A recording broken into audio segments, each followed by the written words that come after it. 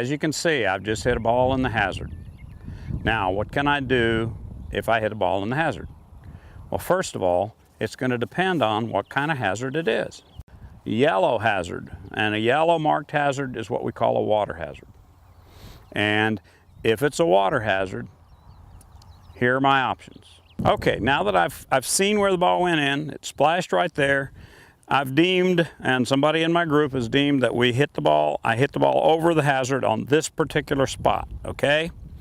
Now the rules of golf say that I look where the flag is, and I look where I cross the margin of the hazard, and I can go as far back as I want on that line to drop the ball. It's still just a one-shot penalty. Sometimes some youngsters think that I only get 2 club lengths, but if it's a yellow marked hazard, I can go as far back as I want. So why is that important to me? Because sometimes as you get close to a water hazard, there's a lot of slope, and if you drop it too close to the water hazard, you're hitting off a downslope with your hands above yourself and everything, and it's so easy to hit it back in again. So it's better to go back to where you have a flat lie and drop it to a club length that you know how to hit, and then you play it from there. So I've determined that this is a good place, and I've got a good lie here, so I'm just going to hold it out shoulder height. That's what I do. Look at the flag, and now the ball's in play. Uh-oh, I just hit another ball in the hazard. Now, what do I do from here? Well, first again, I have to look at what color hazard it is. And as you can see, you get close, this is a red marked hazard. In other words, red marked means we play it, it's a lateral hazard. This hazard plays alongside the hole. Instead of being one I actually have to hit across, this is one that if I hit it down the fairway, I don't have to hit across it. So we call this a lateral hazard. It's always marked in red. The red lines, the red stakes are going to tell me it's a lateral hazard. Now, in a lateral hazard, I have a bunch of options. Okay, I have 5 different options that I could use. Now, I'm not going to demonstrate all of them, but I will demonstrate 1 or 2. All right, the first option is I can go back to where I hit the last shot. If that's the best spot I've got, I can go back to where I hit the last shot. 1-shot penalty, and I go on. But most of the time, it's better to not lose the distance. So to come to where you cross the margin of the hazard. Now what do? I get 2 club lengths. Now I only have a wedge in my hand here, but I can use the longest club in my bag. So it could again be a driver. And if I want, if this is the point where my ball crossed the margin of the hazard going out into the pond, then I can take my 1 club length. Whenever it's a penalty a penalty drop, I get 2 club lengths. So there's 1 club length, 2 club lengths. Usually it's good to put a tee in the ground to show where I am. Then I can take out my golf ball. I'm out of the hazard, and I'm going to drop it.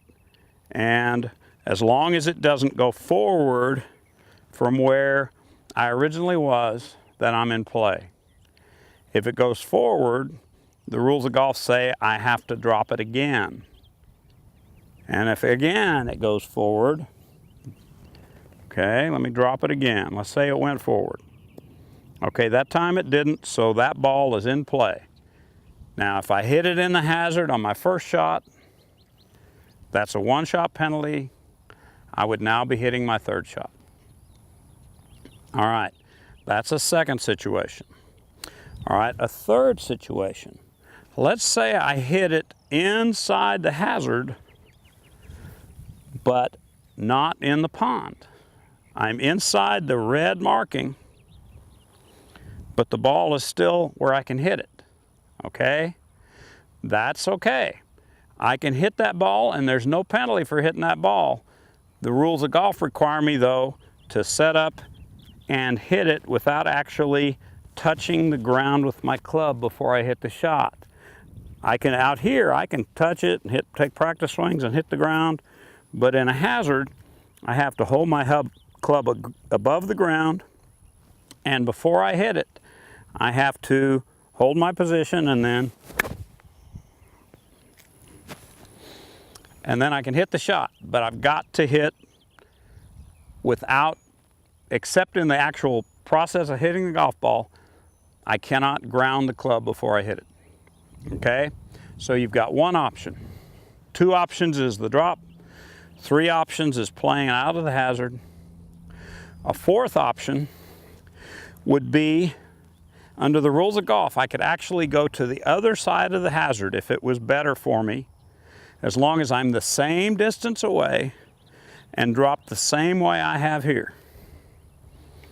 Okay, it's pretty rare that's going to do any better for me, but I can do that. The last option is, just like in a yellow hazard, I could take that point and the flag, and I could go as far back as I want on that line, drop one, and hit it from there. So again, we got 5 options on a red marked hazard. 1, I can hit it from where I started. 2, I can drop 2 club lengths off the hazard. 3, if it's in the hazard and playable, I can play that. I just can't ground my club. 4, I can hit equidistant on the other side of the hazard. But like I said, rarely is that going to do me some good, and sometimes it's not even possible. But if it's an option, it's neat, you need to know it. And then the last option is, if it benefits me, take the flag and the point where I crossed, and again, like I do in a yellow hazard, I can go as far back as I want. 1 shot penalty. Okay, so in all of those instances, 4 out of 5, it's a 1 shot penalty. Only 1 do I get no penalty, and that's if the ball's in play, in the hazard. I just can't ground my club until I'm actually swinging at the golf ball. Okay, I've hit a ball in the hazard again, unfortunately. But this hazard is different than the previous one in that, as you can see, there's a lot of slope leading into this hazard. So how do I play it? Well, I get my regular 2 club lengths, and of course I could use my driver, but here I've just got my wedge, so I'm going to use my wedge. There's 1 club length. There's 2 club lengths. Now, the flag is over there, so I'm going to drop it and face the target, and when I drop it,